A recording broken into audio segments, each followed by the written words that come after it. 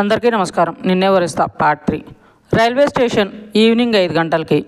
ఆత్విక్ స్టేషన్లో ఉన్న అన్ని ప్లాట్ఫామ్స్ వెతుక్కుంటూ వస్తూ ఉంటాడు. ఇంతలో ఒక ప్లాట్ఫామ్ దగ్గర జనాలందరూ గుమిగూడి, అయ్యో ఈ అమ్మాయి ఏంటి కళ్ళు తిరిగి పడిపోయింది, చూడటానికి బాగా ఉన్న అమ్మాయిలా ఉంది, ఒక్కతే వచ్చినట్టుంది అని మాట్లాడుకుంటూ ఉండగా ఆత్విక్ ఆ మాటలు విని అన్వి అన్వి అని పరిగెడుతూ ఆ గుంపును తోసుకుంటూ వెళ్ళి అక్కడ ఉన్న అమ్మాయిని చూసి కొంచెం కూలవుతాడు. తర్వాత అక్కడి నుండి పక్కకు వచ్చి తన ఫోన్ తీసి ఎవరికో కాల్ చేసి అన్విక వచ్చిందా అని అడుగుతాడు. అవతల వాళ్ళు రాలేదు అనేసరికి అన్విక నెంబర్కి కాల్ చేస్తాడు. అప్పటి వరకు కళ్ళు మూసుకుని తన పెళ్ళి జరిగింది గుర్తు తెచ్చుకుంటున్న అన్విక ఫోన్ సౌండ్ కళ్ళు తెరిచి తన చేతిలో ఉన్న ఫోన్ వైపు చూసి డిస్ప్లేలో కనిపిస్తున్న ఆది బేబీ అని నెంబర్ చూసి కాల్ కట్ చేస్తుంది. ఆద్విక్ కంగారుగా మళ్ళీ స్టేషన్ మొత్తం వెతుకుతూ ఉంటాడు అన్విక గురించి. అన్విక స్టేషన్లో ఒక మూలకి ఉన్న బెంచ్ మీద కూర్చుని, ఎందుకది ఇలా చేసావు, నిన్ను ఎంతగానో ప్రేమించాను, నాకు అలవాటు లేని నేను ఇమడలేని ప్లేస్లో నీ కోసం ఉన్నాను, నా మీద ప్రేమ లేకపోయినా నేను నీతోనే ఉన్నాను, కానీ నా మీద నమ్మకం కూడా లేదని తెలిసాక ఇంకా నీతో నేను ఉండడం దేనికి, అందుకే మీకెవరికీ కనిపించనంత దూరంగా వెళ్ళిపోతాను అని తన బ్యాగ్ తీసుకుని ఎదురుగా ప్లాట్ఫామ్ మీద ఉన్న ట్రైన్ ఎక్కేస్తుంది. ఆద్విక్ స్టేషన్ మొత్తం వెతికి తను ఎక్కడా కనిపించక, ఎక్కడ ఉందో ఎలా ఉందో అర్థం కాక పిచ్చిగా అన్వి అన్వి అని అరుస్తూ స్టేషన్ మొత్తం వెతుకుతుంటాడు. ఆ క్షణం తను ఒక పోలీస్ ఆఫీసర్ అన్న విషయం కూడా గుర్తులేదు తనకి. తనకు కావాల్సింది తన భార్య. తన కోసం ఒక పక్క ఫోన్ చేస్తూనే స్టేషన్ మొత్తం వెతుకుతుంటాడు. తను ఎన్నిసార్లు చేసినా కాల్ కట్ చేస్తూనే ఉంటుంది అన్విక. లాస్ట్కి చిరాకు వచ్చి ఫోన్ స్విచ్ ఆఫ్ చేస్తుంది. ట్రైను ముందుకు కదులుతుంది. అన్విక ఎక్కిన ట్రైను తన ముందే వెళ్తున్నా ఆ ట్రైన్లో అన్విక ఉన్న విషయం తెలుసుకోలేకపోతాడు ఆద్విక్.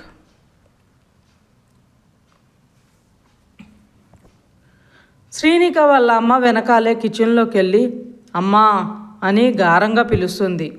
ఏంటి ఇవాళ 1వ తారీఖు అని మీ నాన్న గుర్తు చేశారా? ఎప్పుడూ లేనంత ప్రేమగా ఈరోజే పిలుస్తావు అమ్మా అని ముద్దుగా అంటారు దెప్పుతున్నట్లుగా అమృత గారు. శ్రీనిక ఆవిడ్ని వెనక నుండి హగ్ చేసుకుని, మా మంచి అమ్మ అన్నీ భలే కనుక్కుంటుంది, అయినా నీకు తెలీదా నాకు నాన్నకంటే నువ్వంటేనే ఎక్కువ ప్రేమని అని కాకాపడుతుంటుంది. తెలుస్తూనే ఉంది, అయినా ఇదెక్కడ చోద్యమే తల్లి, నువ్వు జాబ్ చేస్తూ నెలకి 70,000 సంపాదిస్తూ డబ్బులన్నీ నా చేతుల్లో పెట్టి మీ చెల్లి కోసం పాకెట్ మనీకి నన్ను కాకాపాడుతుంటావు అంటారు అమృత గారు. శ్రీనిక నవ్వుతూ, నేనేం చేసినా అది మీకోసమే అమ్మా, అలాంటిది నీకు ఇవ్వడంలో తప్పేముంది, మళ్ళీ అడిగిప్పించుకోవడంలో ప్రాబ్లం ఏముంది అంటుంది. అమృత గారు, ప్రాబ్లం ఎందుకు లేదు, ఉంది, నీ గురించి అడుగుతుంటే ఆనందంగా ఇవ్వచ్చు, కానీ నువ్వు దానికోసం అడుగుతున్నావు, అదేమో కనీసం నిన్ను అక్క అని కూడా చూడకుండా ఎన్నో మాటలు అంటూ ఉంటుంది. ఏమన్నా అంటే అమ్మ అది చదువుకుంటుంది, దానికి డబ్బులు అవసరం ఉంటుంది, ఇవ్వు అంటూ నన్ను కాకాపడతావు.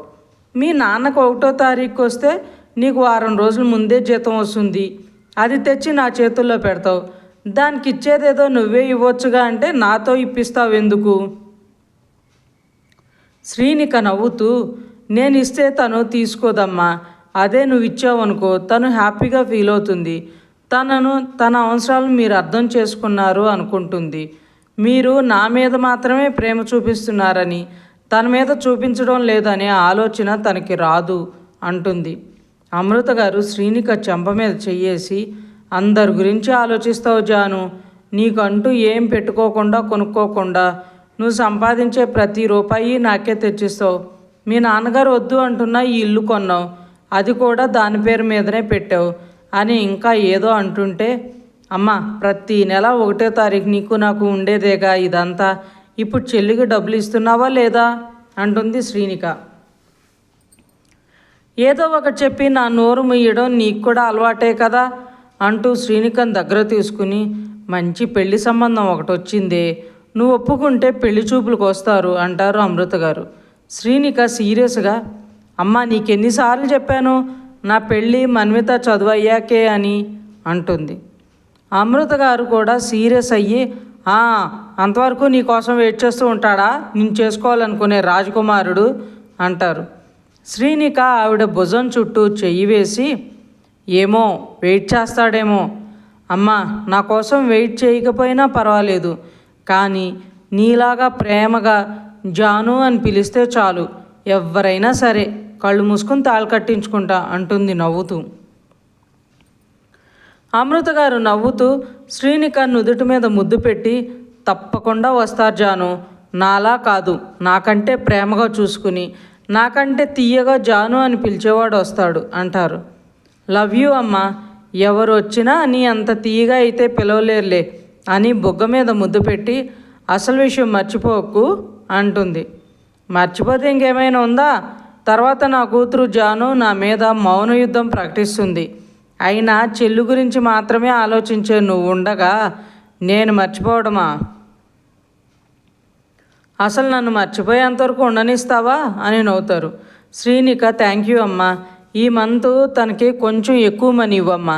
కాలేజీలో ఏదో టూర్ ప్రోగ్రాం ఉందని నాన్నతో చెప్తుంటే విన్నాను" అంటుంది. అమృత గారు సీరియస్గా చూసి, "ఇప్పుడు టూర్ అవసరమా" అంటారు. "ఏం ఎంజాయ్ చేసినా కాలేజ్ లైఫ్లోనే అమ్మా. తర్వాత అన్ని రెస్పాన్సిబిలిటీస్ వచ్చేస్తాయి. జాబ్ అంటూ, పెళ్ళంటూ, పిల్లలంటూ అంటుంటే చెప్పడం అన్నీ చెప్తావు, పెళ్ళంటే మాత్రం ఎన్ని కథలు చెప్తావో" అంటారు అమృత గారు నిష్ఠూరంగా. శ్రీనిక అక్కడి నుండి తప్పించుకోవడానికి, "ఓ గాడ్, టైం అప్పుడే 8 అయిపోయింది. ఆఫీస్కి రెడీ అవ్వాలి, తర్వాత మాట్లాడతామ్మా" అని ఫాస్ట్గా తన రూమ్లోకి వెళ్ళిపోతుంది. అమృత గారు నవ్వుకుంటుంటే రవీంద్ర గారు వచ్చి నవ్వుతూ, "మళ్ళీ పెళ్లి టాపిక్ తెచ్చావా, అలా పరిగెడుతుంది" అంటారు. "నా దిగులంతా తన పెళ్లి గురించేనండి. ఆ టాపిక్ వస్తే చాలు ఏదో ఒకటి చెప్పి ఎలా అయినా సరే తప్పించుకుంటుంది. ఎలాంటి వాడు వస్తాడో ఏంటో" అంటారు. "నా చిట్టి తల్లికి తనకంటే ఎక్కువ ప్రేమించేవాడు భర్తగా దొరుకుతాడు అమృత. నా బిడ్డ లాంటి మంచి మనసున్న అమ్మాయిని చేసుకునేవాడు అదృష్టవంతుడు" అని చెప్పి, "ఆఫీస్కి వెళ్తున్నా" అని చెప్పి వెళ్ళిపోతారు. అమృత గారు, "నిజంగా అలాంటి వాడు వస్తే చాలు నా బిడ్డకి" అని పని చేసుకుంటూ ఉంటారు. మన్విత రూమ్లో నుండి బయటకు వచ్చి ఆ మాటలు విని కోపంగా కిచెన్లోకి వెళ్ళి, "అవును, పెద్ద కూతురు ఒకటి బాగుంటే చాలు నీకు నాన్నకి. నేను ఎలా పోయినా పర్వాలేదు కదా. ఏ రోజైనా నా గురించి ఆలోచించారా? దాని మీద చూపించినంత ప్రేమ నా మీద చూపించారా? ఎంతసేపు జాను జాను అని దాని నామజపం చేస్తూ ఉంటారు" అంటుంది. "ఏయ్, చిన్న పెద్ద తేడా లేదానే నీకు? ఎప్పుడు చూడు అది దాని అనే మాటలు ఎక్కువ ఉంటాయి, అవే మాట్లాడుతావు. ఎప్పుడు జాను మీద పడి ఏడుస్తావు. తనేమో నీ మీద అంత ప్రేమ చూపిస్తుంది. నువ్వు కనీసం ఆ పిల్లని అక్క అని అనవసరి కదా, కనీసం గౌరవం కూడా ఇవ్వకుండా మాట్లాడతావు. ఇంకోసారి ఇలా నీ నోటి వెంట తనని మాట్లాడటం విన్నాను అంటే నీ పాకెట్ మనీ కట్ చేస్తా" అని సీరియస్గా చెప్తారు. "జాను తప్ప నీకు ఇంకో కూతురు ఉందన్న విషయం కూడా గుర్తుండదు కదా. నా కర్మ, ఈ ఇంట్లో పుట్టాను చూడు" అని గొనుక్కుంటూ కిచెన్లో నుండి బయటకు వెళ్తుంటే, అమృత గారు, "ఆగములు, ఏదో టూర్ ఉందని మీ నాన్నతో అన్నావంటగా, ఎప్పుడు వెళ్ళేది" అని అడుగుతారు అమృత గారు. 2 రోజుల తర్వాత అంటుంది మన్విత. జాగ్రత్తగా వెళ్ళి జాగ్రత్తగా రా. ఈ డబ్బులు తీసుకో, కాలేజీలో మనీ కట్టాలేమో, మళ్ళీ అక్కడ ఖర్చులు ఉంటాయేమో" అంటూ 15,000 తీసి తనకిస్తారు. మన్విత తీసుకుని అంత డబ్బులు చూసి హ్యాపీగా ఫీల్ అయ్యి, "థ్యాంక్ యూ అమ్మా, లవ్ యూ సో మచ్" అని ఆవిడకి ముద్దు పెట్టి తన రూమ్లోకి వెళ్తుంది. దీనికి ఇంకా చిన్నపిల్ల మనస్తత్వం పోలేదు. "ఇంకా అక్కని ప్రేమగా చూసుకుంటున్నావు, నన్ను కాదు" అంటూ చిన్నపిల్లల కంప్లైంట్స్ చేస్తుంది అని నవ్వుకుంటారు. అన్విక ట్రైన్లో కూర్చుని కళ్ళు మూసుకుని ఉండగా ఎవరో తను చేయి పట్టుకునేసరికి ముందు కోపం వచ్చినా ఆ స్పర్శ ఎవరిదో తెలిసిందై కళ్ళు తెరిచి తనకెదురుగా ఉన్న ఆద్వికం చూసి చిన్న నవ్వు నవ్వి, "ఎందుకు వచ్చావా అది? ఇంకా ఏమైనా అనాల్సినవి చెప్పాల్సినవి ఉన్నాయా?" అంటుంది. ఆద్విక్ బాధగా అన్విక చెయ్యిని ప్రెస్ చేసి, "ఇంటికెళ్ళి మాట్లాడుకుందాం అన్వి" అంటాడు. అన్విక, "ఎవరింటికి? నీ ఇంటికా నీ మామగారింటికా" అని అడుగుతుంది. ఆద్విక్ మన ఇంటికి అన్వి అంటాడు. అన్విక ఆద్విక్ చేతుల్లో నుండి తన చెయ్యి వెనక్కి తీసుకుని, నాకు ఏ ఇల్లు లేదా, అది ఎవరూ లేని ఒంటరిదాన్ని, ఎవరి ప్రేమకై నమ్మకానికి అర్హురాల్ని కానీ ఒక అభాగ్యురాల్ని. ప్లీజ్ నా బ్రతుకు నేను బతకటానికి వెళ్తున్నాను. మళ్ళీ మన అంటూ నా దగ్గరకు వచ్చి మొగ్గగా తునిగిపోయిన ఆశల్ని మళ్ళీ చిగురించేలా చేయాలని చూడకు అంటుంది బాధగా. ఆద్విక్ అన్విక పక్కన కూర్చుని తన చెయ్యిని మళ్ళీ చేతుల్లో తీసుకుంటూ, సరే మీ ఇంటికి వెళ్దాం, మావయ్య నీకోసం చాలా బాధపడుతున్నారు అంటాడు.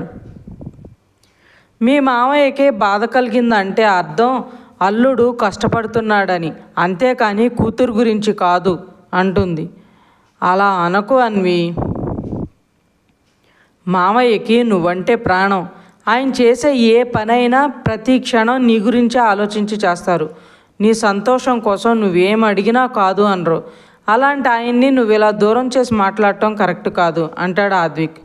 అన్విక అక్కడి నుండి పైకి లేచి, ఎంతసేపు నీ గురించి ఆయన గురించి నువ్వు ఆలోచిస్తారు, కానీ ఇక్కడ నా గురించి, నా మనసు గురించి, అది పడే బాధ గురించి అసలు ఎవరు ఆలోచించరే. మీకు నమస్కారం, నాకెవ్వరూ వద్దు, అసలు నాకెవ్వరూ లేరు కూడా. దయచేసి నన్ను ఎక్కడే వదిలేసి మీరు ఇక్కడి నుండి వెళ్ళండి ప్లీజ్ అంటూ చేతులెత్తి దండం పెడుతుంది. ట్రైన్లో ఉన్న అందరూ ఏదో సినిమాలో క్లైమాక్స్ సీన్ చూస్తున్నట్లు వీళ్ళనే చూస్తుంటే ఆద్విక్ చుట్టూ చూసి, అన్వి అందరూ మనల్నే చూస్తున్నారు, మన ఇంట్లో ప్రాబ్లమ్స్ని ఇలా అందరి ముందు ప్రొజెక్ట్ చేసుకోవటం అవసరమా? ఏమున్నా ఇంట్లో కూర్చుని తీరిగ్గా మాట్లాడుకుందాం, ఇంటికి పద అంటాడు తన చెయ్యి పట్టుకుని ముందుకు వెళ్తుంటే. అన్విక తన చెయ్యి విదిలించుకుంటూ, ఎన్నిసార్లు చెప్పాలి ఆద్విక్, నాకెవరూ లేరు, నేను ఎక్కడికి రాను, నన్ను ఇలా వదిలేయండి అని, జస్ట్ లీవ్ మీ అలోన్ అంటుంది కోపంగా.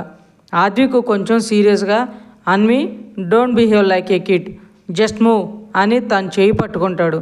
I'm not a kid mister Advik, ఒక పోలీస్ ఆఫీసర్ అయ్యుండి పబ్లిక్లో ఒక అమ్మాయిని ఇలా హెరాస్ చేయటం కరెక్ట్ కాదు, లీవ్ మై హ్యాండ్ అని అరుస్తుంది. Don't raise your voice in front of me and don't argue with me, just come with me అని తన చేయి పట్టుకుని లాక్కెళ్తాడు.